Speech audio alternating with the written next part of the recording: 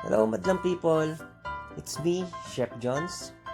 Lulutuin po natin ngayon ay ang aking specialty na beef kare-kare.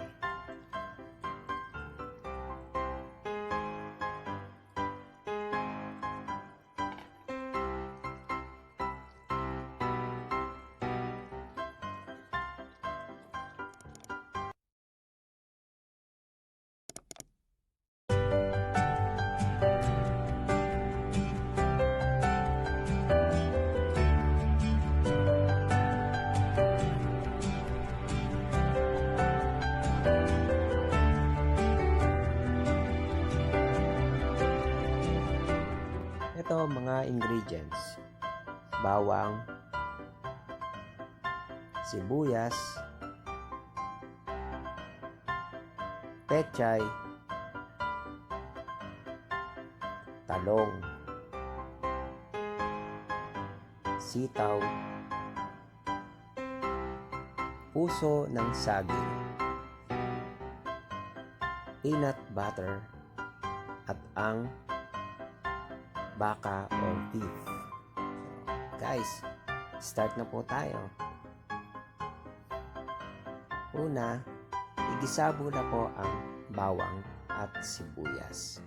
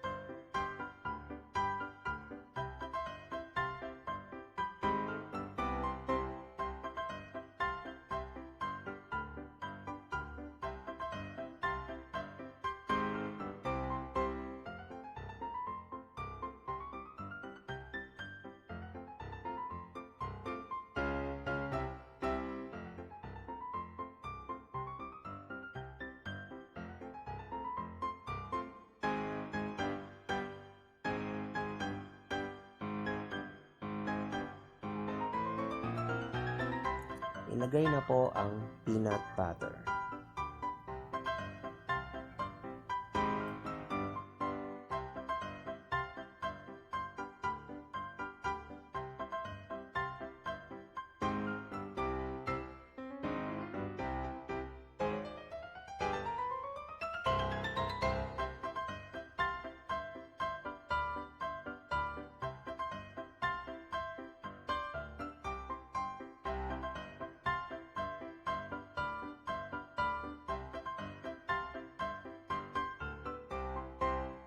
Ilagay na po ang baka or beef.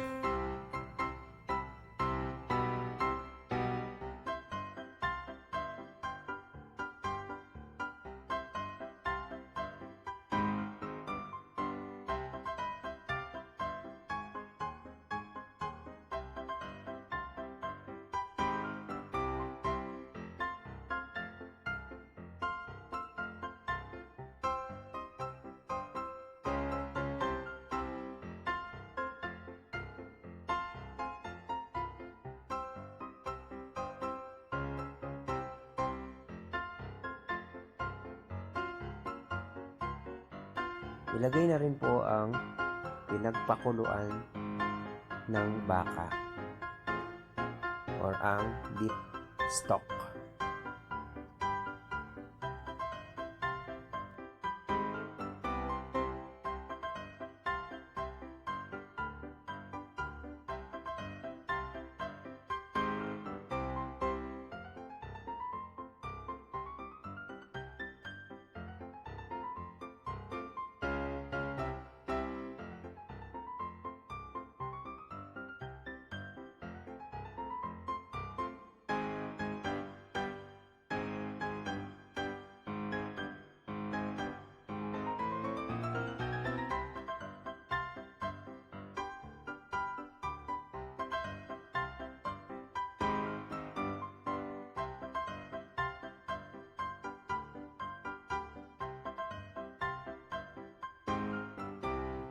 ibuhos ang atsuete.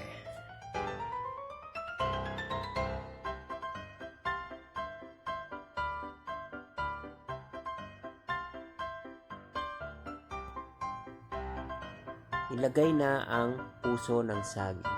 Guys, kung napapansin nyo, bakit ang puso ng saging ay frozen? Opo.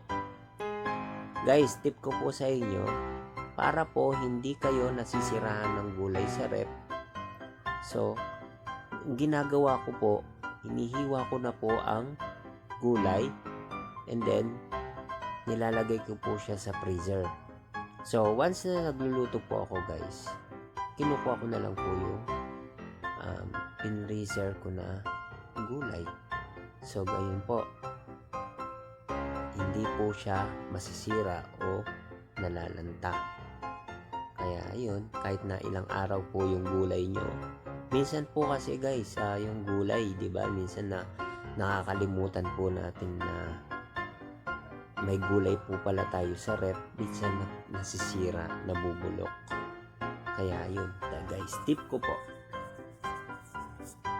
And then, yan po guys, nilagay ko na po ng sabay-sabay ang nilaga ko pong gulay.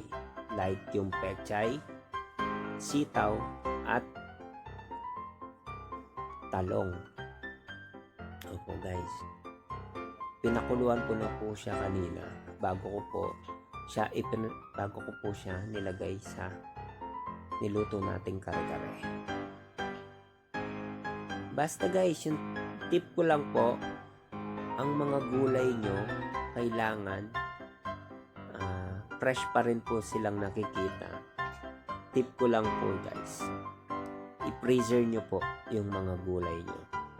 So i-slice nyo na po siya, then lagay sa container para po maganda pong nakikita once na nagluto na po kayo ng gulay o may pansahog po kayo sa mga niluluto nyo. Yan po, luto na po ang ating specialty beef kare-kare. Ang all-time favorite po ng aking pamilya. Thanks guys for watching. Don't forget to subscribe our YouTube channel. Sa mga hindi pa po nag-subscribe, please po, pa-subscribe na rin po. Huwag din po kalimutan i-click ang bell button para po ma-notify po kayo sa aming susunod na video. And don't forget to like and share at comment na rin po sa baba guys. Thanks guys. God bless po. Bye.